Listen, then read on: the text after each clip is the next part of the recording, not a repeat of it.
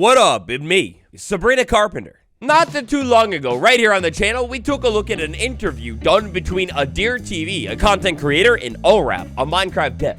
On part 1, I said if you smash like, I'll make a part 2. From end update clarification to copper golems to combat updates, here's even more from the Fire Ulraf interview.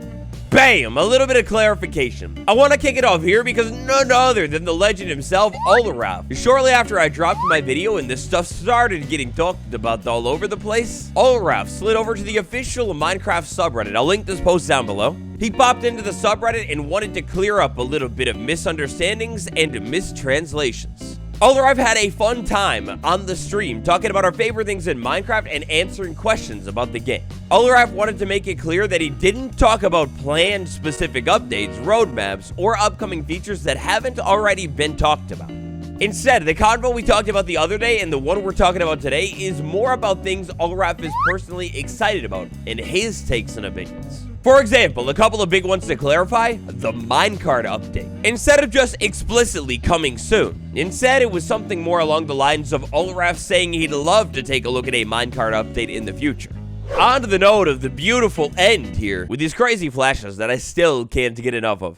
On the highly requested topic of the end update, Ulraf was talking about improving the end at some unknown point in the futures, and that whole wasteland vibe of an update, that was his personal thoughts on what would be cool for it. And last but not least, for our Ulraf clarifications on the topic of multiplayer server, I'm pretty sure we got this one almost exactly right in the video, but he said that he would like to improve how easy it is to play with your friends on Java. I love it that Ulraf popped up and clarified a little bit of things. Now, just like we did before, I'll go ahead and link the original stream by AdirTV down below. And again, a huge thank you to Clump for translating the interview for me. I'll link his channel down below. Now, in the initial live stream, when talking about future updates and things coming to the game, we got quite a bit of interesting insight as to how things are done over at Mojang. When it comes to a new Minecraft update, whether it's a block, a mob, or an item, everything begins with a basic concept. Only after quite a bit of brainstorming, planning, plotting, and scheming has been done will the devs then begin to port things in-game.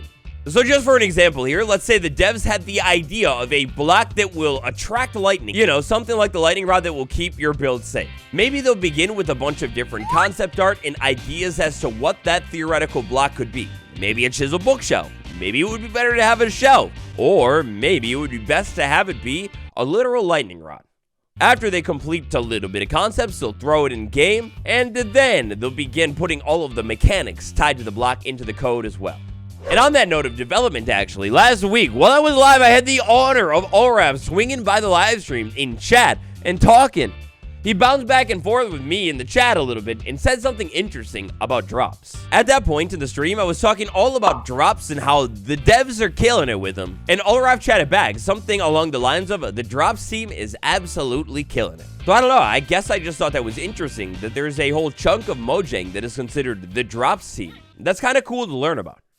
And also, just like Ulraf's beautiful little blue baby from the same mob vote, I believe Ulraf also had his hands on the copper golem, at least a little bit. That's kind of crazy that Ulraf got to work on both the LA and the copper golem. Now we just need to poke this man for a little bit of glare action too. Next up, in the middle of the night in my dreams, mob spawning. Now I want to make it super clear here that for mob spawning this bit, I'm a little unclear on the translation. Ulraf stated, I believe, that one of his favorite updates is mob spawning. Now, the thing that's all a little bit confusing to me is, of course, the fact that mob spawning hasn't really been touched in Minecraft since, well, like ever, but kind of maybe closest is like the Caves and Cliffs update, I guess. Because of that clarification, we now know that Ulraf isn't talking about any kind of future update or anything like that, and I believe it is the case that Ulraf works a little bit more closely on the Java Edition version of the game. But I guess I don't know here. Knowing that we are at this point seemingly a little overdue for a mob spawning overhaul on Bedrock, I wonder what this part means. Next up, we've got to throw it back all the way to, what was it? I think it was 1.20. Tricky, no, whatever it was called. Minecraft 1.20. Famously, this update, after years on years of waiting, added the archeology system to the game. This stuff is so sick. Now, real OGs may remember that half a decade ago now, at Minecraft Live 2020, when archeology was initially shown off, Ulraf was one of the devs showing it off. So with that being the case here, it should come as a little surprise that Ulraf is not only big into the archaeology system, but has some insight on its development as well. Now, I believe this might be one of those things that we may have known a little bit about before, even if it was just an inkling. But when it comes to the archaeology system, when Mojang was working on developing and researching, learning about the system, they actually worked with real-world archaeologists to make sure the system was done exactly just right, like how it kind of is in the real world. Still, to this day, oh my god, I wish we could copy these shards somehow. I say and buy it. Once we find a shard, just like with armor trim, we should be able to copy the shard. Right? Totally. Whether you agree, disagree, or are neutral on the last point, smash that like button. And I checked the stats, only about 35% of you are subscribed, so double check and make sure you are too. When it comes to updates, this has been the craziest year in a long time, and I don't think it's slowing down anytime soon. Speaking of updates though, when it comes to new updates, Mojang, or at least Ulraf, they've got a little bit of an idea when it comes to new features and what those new features might actually specifically be and if they could actually come to Minecraft. Ulraf stated that when Minecraft adds a feature nowadays, they want that feature to be non-intrusive. So more specifically, what that could mean here is that when something new is getting added, let's say maybe the camel, they don't necessarily want the camel to be 100% something that you absolutely need to find inside of your world to play the game now. Instead, they want you to still be able to play the good old-fashioned Minecraft that you know and love for probably a long time. So that means that when Mojang is adding something new, whatever that new thing is, maybe this beautiful pink flower, well, it should be just something new added to the side of the game. Again, not something that is 100% necessary to play the game from here on out. Now, on the note of what else could be coming to the game, well, just like we talked about in the last video, Ulraf loves the idea of more animals coming to the game, but he also loves the idea of spicing up the late game. Though, something about spicing up of the late game Minecraft, oh man, that's an idea that I love. In my survival world, I mean, I'm not quite there yet, but I feel like the early game Minecraft is pretty iconic and core. You probably don't want to mess with that gameplay loop too much here, but the end of the game, all of that kind of jazz could definitely be expanded upon. After all, Minecraft is like a limitless game. You can keep playing this thing forever, so why not add more for those players who want to actually do that? Oh, now Minecraft spin-offs. Hey, this is a little bit of an interesting topic because recently we maybe know about one, but we haven't heard about one in a long time. In a little bit of a confirmation, but also at the same time, probably just a little bit of a matter-of-fact, most likely type of statement. When it comes to spin-offs, he did say that more will be coming. I guess, considering the fact that Mojang plans on making Minecraft last for 50 years or more, this is a little bit of just a straightforward, well, yes, I'm sure it'll happen at some point. Next up, this is a weird one, and another one I'm a little bit unsure about. But on the topic of the end, specifically the Eye of Ender, according to my translation, Ulraf remained a secret about changes to the Eye of Ender. So, I don't know if this just means there aren't any changes to the Eye of Ender, or if there are changes coming soon, and he can't talk about them. This all gets into the fact that Minecraft devs are most likely under an NDA while they're working on updates, and they literally cannot talk about updates that they are actively working on. Either way, though, the idea of changing the Eye of Ender, I mean, that's an interesting one. I never thought that the Eye of Ender would actually even need any changes. I feel like it's a pretty good and straightforward system that just works. This might be a hot take, maybe it's just me, but I quite enjoy actually using the Eye of Ender to locate the stronghold. It's so fun.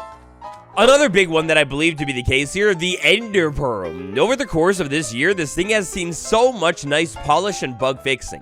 Ulraf stated that he did help the team work on polishing and fixing up the Ender Pearl a little bit. I don't know, maybe it's just me, but I am always so curious about what specifically the devs are working on and actually had their hands on over at Mojang. To me, it's kind of cool to know. And so here we are, last but definitely not least, the very final thing I'd like to take a look at today. Well, it has to do with one thing, and one thing only. A little bit of that hand-on-hand, one-on-one combat situation. Get back here. So you gotta keep in mind here that this stream was done from Ulraf's POV. This is all his personal opinion. But at this point, I feel like it's not even a hot take to say that the 1.9 combat update, well, it was not exactly the best. This is talking about the OG combat rework that Java saw, I think, like 10 years ago now. On the topic of the combat system inside of Minecraft, Ulraf stated that combat is still technically a work in progress. They do plan on changing the combat system at some point in the future. Of course, when it comes to a date or a specific timeline, we don't learn that, but we know that at least Ulraf is still unhappy with the combat system. This is significant because at least at one point in time, Ulraf was the developer working on the combat update. And actually, as recently as the Minecraft 1.21 era, Ulraf made mock-ups for the new weapon that would later become the mace. But on a kind of tragic note, the old combat test from a long time ago now, maybe 6 years, well, I hate to say it, but I think it's so over. Not that we didn't assume that already. I guess that even though certain mechanics from those combat tests might end up making it into the game, those combat tests straight up, they are not planned to actually come to Minecraft. The end goal here with the combat system is to get it on parity on Java and Bedrock, but whenever it does make it into the game, though bits and pieces of this combat update might end up popping up, the combat snapshots straight up how they last were will not be added. The devs have made changes to this stuff behind the scenes since the last public snapshot in 2020, the summer. And so for part 2 of our little Ulraf interview, that's just about all that I have for you. Again, I'd like to send a huge shout out to Clump for translating the interview, Adir for actually doing the interview, and Ulraf for being so open and talking about Minecraft. It's so juicy and interesting. If you happen to watch the interview and find anything else cool, tell me all about it. But at least for now, go have a good day. I'll see you all tomorrow. Goodbye.